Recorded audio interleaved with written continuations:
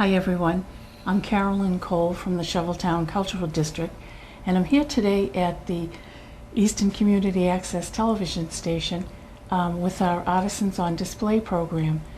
Today's artist is kind of a special artist because he's younger than most that we have here, and we're glad to have him. It's Rocha, and Evan his style is pretty much like an abstraction-based series that I have on display today that I was working throughout the summer. Like all these pieces were completed like from June to July for the most part. And Evan is a student at Massasoit, and he can tell you a little about the program he's involved with there, and as well as one he's starting at the Y. Yeah, I'm starting a drawing and painting program at the Y for fall 2, and if you're a little more interested, you could stop by and check it out. We're gonna get it up soon, but in regards to the art today. And what about the program at Massasoit? I understand you're going to move on to. Oh yeah, yeah. I'm in a visual arts program over there. Had like drawing and painting classes last year. Kind of got a little more deeper into it. Like painted all throughout high school at Brockton High and stuff like that. Was really big into the art program there too. Well, can you tell us something about this particular painting? The colors are just wonderful, very muted and warm. So with this one, I kind of more focused on like the brush stroke and just played around with the material, and then kind of used like the negative work to create kind of some of the line work you see here. So I was actually like taking away the paint, and then to make like the lightness show through. And then I kind of started off thinking about like a sunset, which is like the background you see, and then it almost turned into like a storm-based kind of abstraction work. Now, is that in acrylic or oil? Acrylic. Yeah. Okay. And then, yeah, it just came out. It turned out to be more of like a twist, so I ended up kind of thinking of like tornadoes or like twisters when it was finished, and then hence the title, Twist. Okay. Okay, can you tell us a little about these pieces? I like the deep oranges in this one. So these both started off as like monochromatic paintings, and they were based on red, which you can kind of see in the background of this one. This one, it kind of got hidden, and then they turned into, like, I gauged one of my friends on like how he felt about it when they were just kind of like really like base abstracted, and then like really red and didn't have like a lot to him. And he was just like, he didn't really like have like the response I was looking for, and then it actually turned out to be really good because this turned into a dreamscape that I really liked. And then because at first I held it vertically, and then I laid it down and then made kind of like the landscape layout. And it came out really nice with the color shining through and stuff like that. And then this one, I turned it into a spacescape. It's almost like a meteor flying through space. And then just like the abstraction base kind of lets you kind of go free with all the colors and like choices like that. So It does remind me of like lying back on a lawn chair looking at a meteor shower. Yeah. Tell us a little about this piece. So this one, it was just me more so like working through stuff, and I just kind of wanted to change it up a little bit and have like a figure in the painting. So I was like, really wanted to draw like a flower. So it was all like freehand and not from perspective at all. So I kind of made it like a landscape, and I was just really kind of trying to get like something nice and pretty out there. But it also has like a very emotional feel, because the title, like A Lost Blossom, is very like solitude. And like, as you can see, it's like the only thing on the riverbed, and then in the background there's just trees and then the sky. So it's like, it's kind of like almost like a sad twist on a very pretty painting, or like the flower based.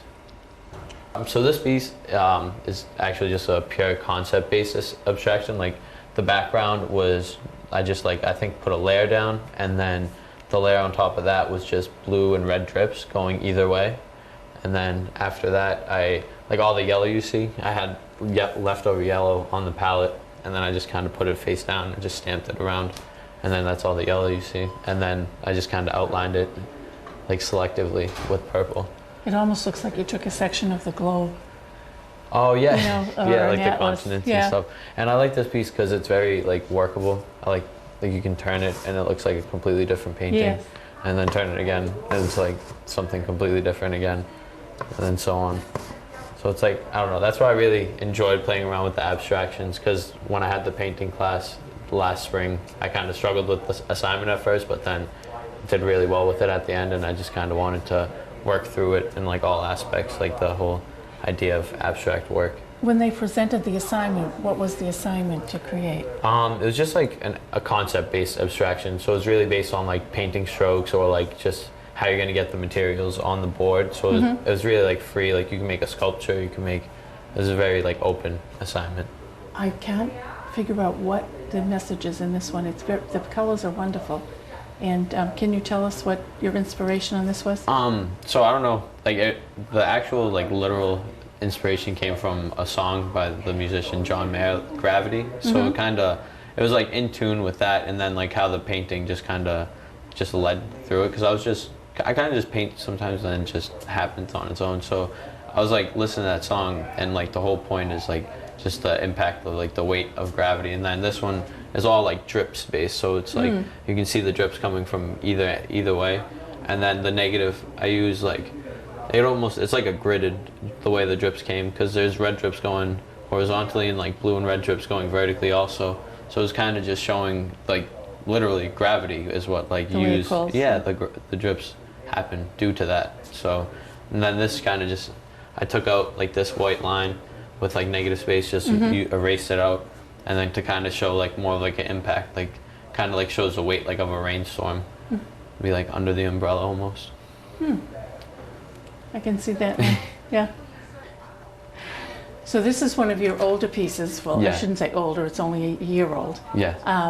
And it's very, very colorful. And you can see a compromise between these colors are more subdued. This is more like exciting, that's very restful. And very, subtle. And this is actually the piece that kind of inspired like the whole works. This was the assignment that I had in my painting class, was the abstraction-based assignment. And then like, you can kind of tell like all the like the paint drops. I literally like would like paste the paint on and just like stream it across, and then just move it around with the brush. So the very like violent and vibrant strokes and very like different kinds of stuff going on. So it's just a very interesting piece, like with the way it looks, and you can like touch it, and it's very interesting. And then in fact the board's actually recycled from one of my little brother's school projects that he was trying to make like a periodic table on. So it's like really nice how it just came around, right, and then used it again, because I was like, oh, that's a great canvas, looking through some recycling and stuff. Wow. And this one is more recent? Yes, this one was done this summer, and I was just kind of like working through stuff, and I really liked like the effects that I made around the sphere in the middle, and then it just kind of worked itself out what it was becoming, and I liked the idea of a heart, and then the name kind of just came to it. The origin is just basing it off of like love is kind of like how everything gets started, so that's like the whole point of that painting. And then the drips that you see, kind of almost like putting it in a cage, is just kind of like symbolic of stuff like holding like the cage that we put ourselves in.